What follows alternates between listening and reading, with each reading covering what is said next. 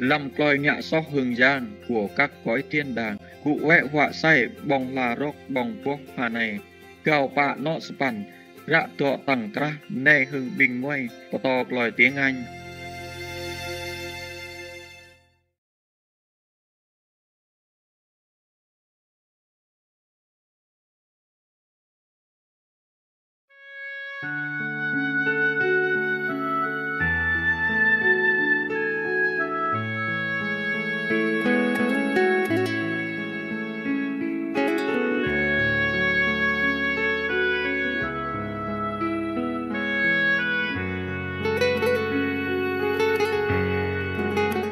At the moment, the leader of Chechnya acts the same. He is a complete puppet of Putin, of the Kremlin. He even brought his people to Ukraine to kill the Ukrainian people for Putin, for the Kremlin.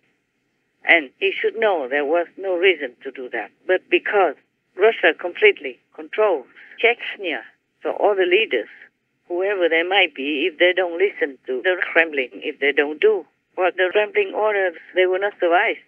Not to talk about continue to be in the leading role in Chechnya.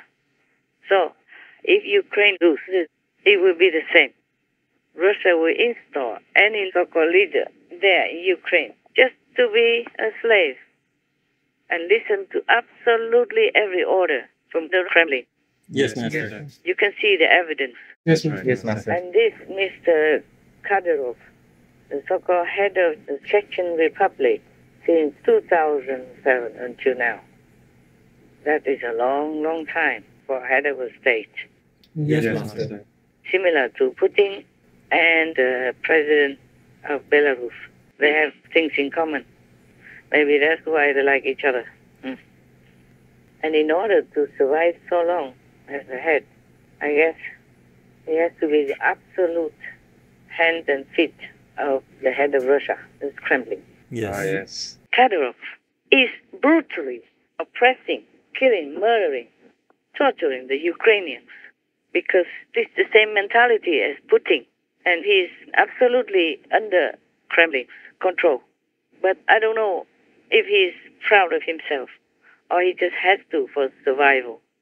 Because if he truly wants to be proud of himself, he should not do all this. He's a man. He should be an independent thinker and a true leader of his people. And instead, he became like a devil for the Kremlin. For any Chechens who dare to question Kadyrov, the options are morbid.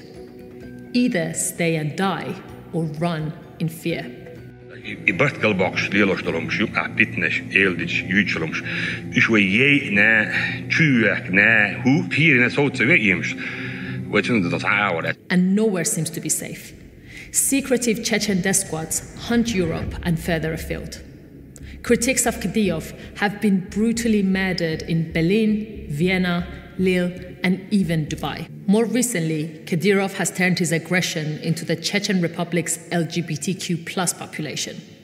Homosexuality and gender nonconformity have always been a taboo in the state. But in 2017, Kadyrov began what has since been described as a genocide of young men and women. It became a project of eliminating every person who could possibly be suspected of LGBTQ emotions or thoughts, if not activity. Survivors have spoken about being held in concentration camp-like detention centers, where they were beaten and tortured with electric shocks. Others were freed with the understanding that their own families would punish them even worse than the state. When the media began to report this, Kadyrov declared that gay Chechens do not exist. Это ерунда. У нас таких людей нету. Нету у нас геев подальше от нас, чтобы очистили кровь. Там, если есть таких, пусть забирают. Escaped survivors of the genocide are still fearful for their lives, fearful that Kadyrov's death squad could come and find them. Kadyrov's reign seems to have no limits, but one wonders when he will go too far, even for Putin. Putin rarely condemns Kadyrov, and Russian money pours into the region. For Vladimir Putin, he is still convenient for the Kremlin. And that's the reason he remains in power and is able to do whatever he does. It's really a very sad affair. I think his people will not like him, or they don't like him, or maybe they never liked him, but they just have to be quiet because they fear war, they fear more bloodshed and more torture, more suffering from Russia. Yes, Master. I think he also has, I hope, maybe I'm wrong, he also had some moments of shame and regret, but he was already under the yoke, could not fight against the Kremlin, so he had to be brutal. Or maybe he is brutal, because his soldiers that he brought to Ukraine to die or to fight are reportedly very vicious, extremely brutal. Yes, Master. So maybe they're all the same gang, just in different locations. That's why they get together and try to destroy wherever they can in Ukraine. So there will be no future for Ukraine if it's lost. There will be no freedom. And as I told you already, the whole of Ukrainian people all stand up against the war from the Kremlin. So if Russia has a chance to control Ukraine, then all these people will be treated like prisoners, slaves, or enemies continuously, and they will suffer no end. They will suffer no end. Yes, Master. They will be brutally oppressed.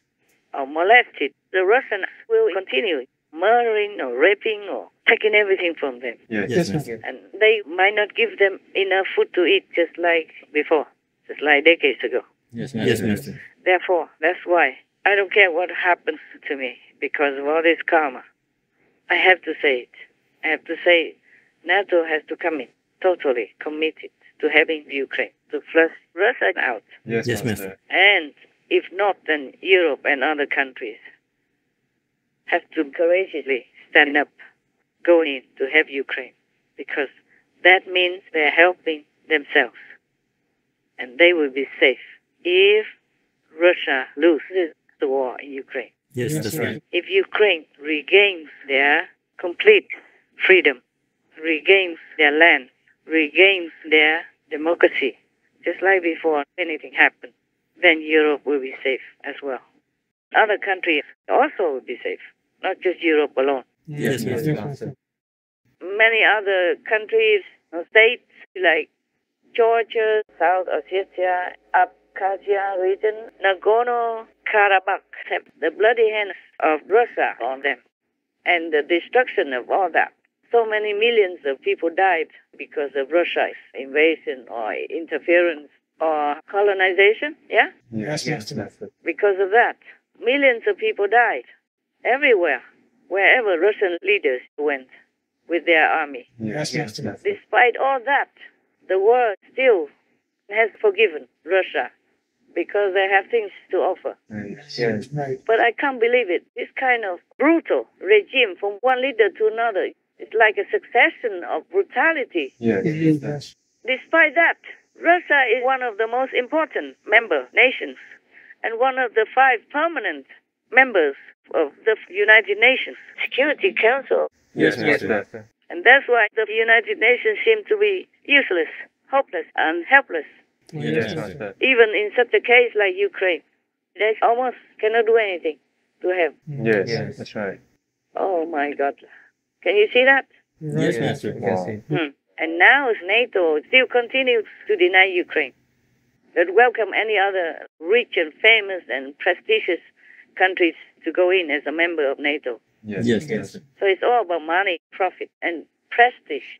Nothing truly idealistic, nothing truly noble, or even love thy neighbor type of doctrine. Yes, Master. So I told you to hell with the rules. Yes.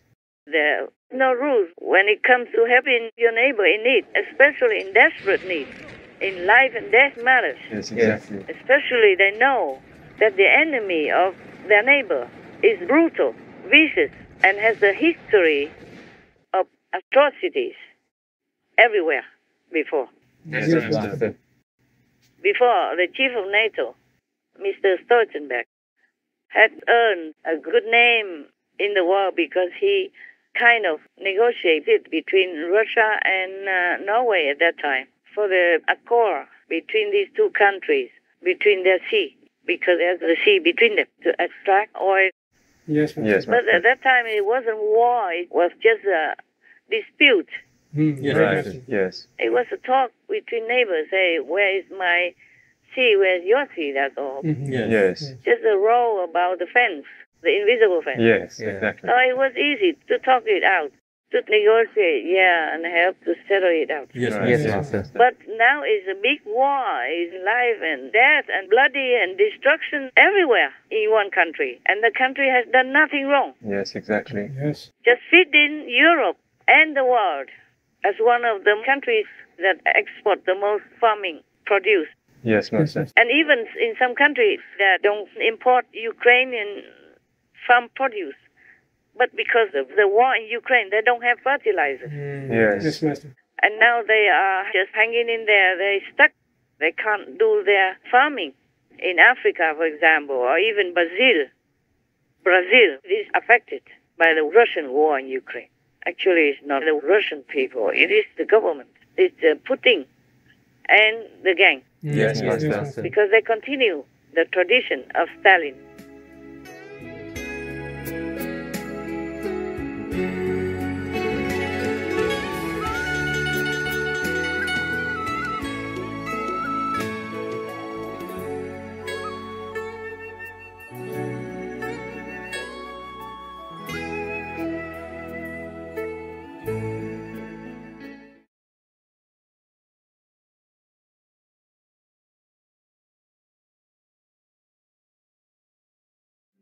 We have a system in which we are making money out of death, disease, and destruction, and every one of these things is producing revenues for some corporation or the other. So we are stuck in the system of normalized violence. Dr. Sailesh Krishna Rao, Ph.D., vegan.